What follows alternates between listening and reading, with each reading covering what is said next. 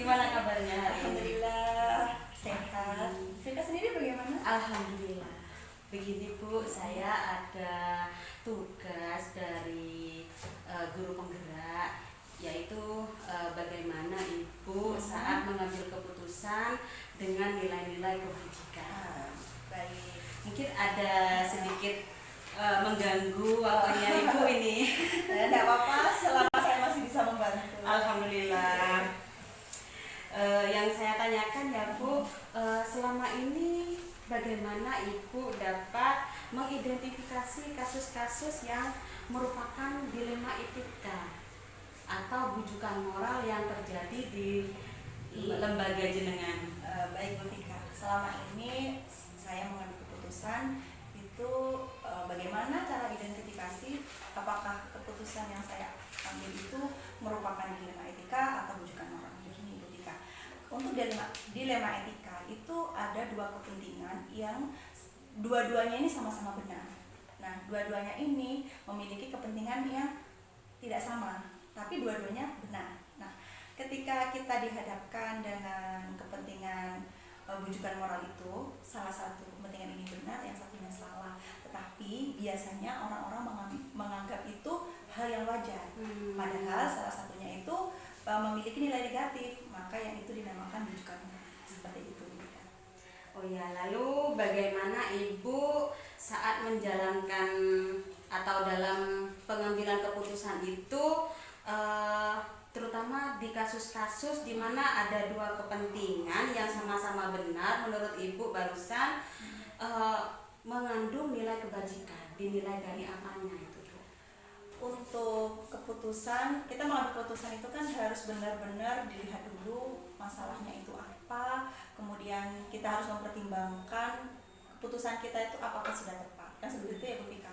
Tapi kadang kita itu dihadapkan dilema karena dua-duanya ini sama-sama benar. Nah, tetapi ketika dua-duanya sama-sama benar, bagaimana caranya kita nanti itu memilih yang faedahnya atau yang dampak positifnya itu lebih besar, yang lebih dahulu kita prioritaskan, seperti itu.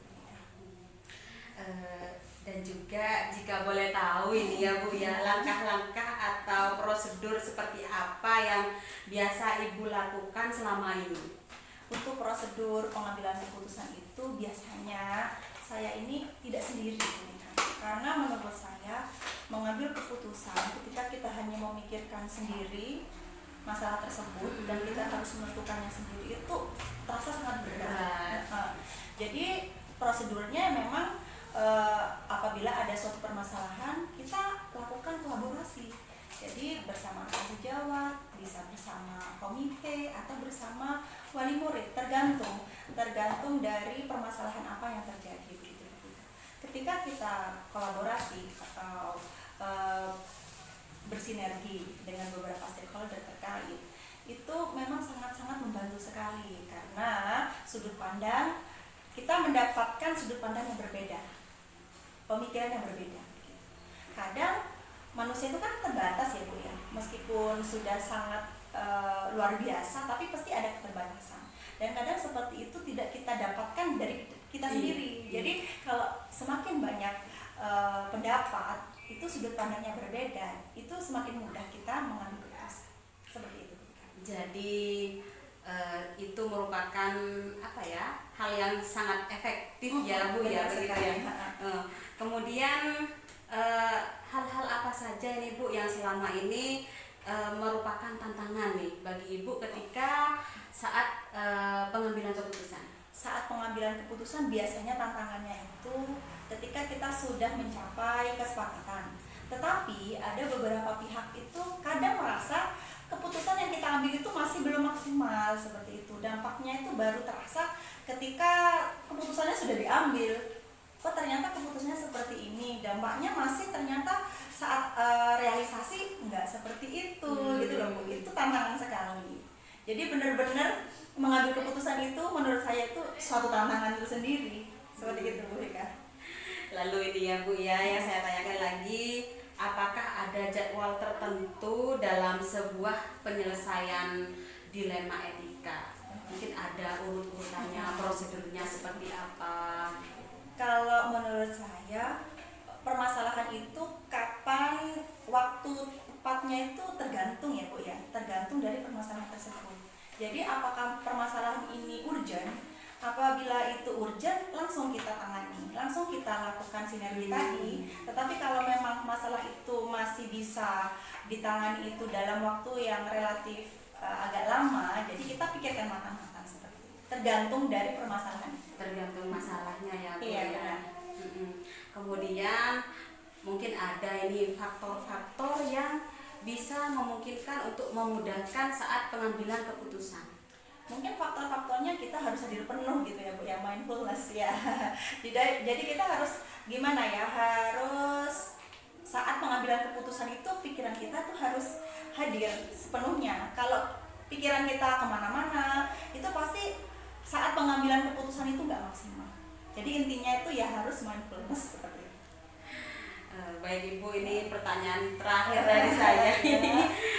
Dari semua tadi yang disampaikan oleh Ibu, pembelajaran apa yang bisa atau yang dapat kita petik dari pengalaman saat mengambil keputusan? Jadi pengalaman yang sangat berharga menurut saya Bu ya, kita jangan sampai terjebak pada rujukan moral gitu ya. Karena apa? Karena terkadang rujukan moral ini menjebak sekali Bu. Itu salah, tetapi dimaklumi atau digeneralisasi itu bahwa itu benar, padahal salah. Nampaknya benar. Nah itu harus benar-benar dilihat secara lebih detail untuk rujukan moral. Kalau dilema etika ini sebenarnya juga banyak muncul, tapi tidak sebanyak rujukan moral. Karena rujukan moral itu sudah sangat apal sekali ya. Kadang maksud kita itu menyelesaikan masalah itu ada rasa kasihan, biarlah kita maklumi kesalahannya. Padahal itu hal seperti itu nggak boleh terjadi, karena semakin kesalahan itu dimaklumi, lama-lama itu akan menjadi hal biasa. Efeknya ke masa Masa depan. ya. Ya. Kesalahan yang dimaklumi itu lama-lama akan menjadi hal biasa. Dan itu sangat, menurut saya itu jangan sampai terjadi. Kita yang Mungkin hanya itu saja Bu yang ingin saya tanyakan kepada Ibu. Saya ucapkan terima kasih karena sudah meluangkan waktunya untuk saya. Sama-sama, selagi masih bisa membantu. Ya, terima kasih Bu. Ya, sama-sama.